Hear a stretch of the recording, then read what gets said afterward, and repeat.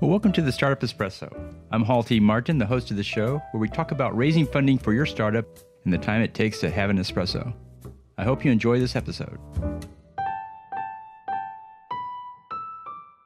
Hello, this is Hall T. Martin with the Startup Funding Espresso, your daily shot of startup funding and investing. Equity is used for investment purposes to give the investor an ownership stake in the company. To calculate your ownership percentage, you take the number of shares you are purchasing and divide by the total number of outstanding shares. Another way to calculate your ownership is to use the pre-money plus investment equal post-money valuation equation. Each share is priced so you know how much you'll pay for that equity stake. Be forewarned that startups on the venture track will continue to raise funding and add more shares to the outstanding share pool, thus diluting your percent ownership. In most cases, the valuation will go up with each successive round of funding, so the total valuation of your equity stake will increase even though your percent ownership declines. It's not unusual for CEOs exiting their company to have less than 10% ownership of the company. Also, there are different types of equity. There are common shares and preferred shares. Preferred shares carry additional advantages over common shareholders. Thank you for joining us for the Startup Funding Espresso, where we help startups and investors connect for funding. Let's go start up something today.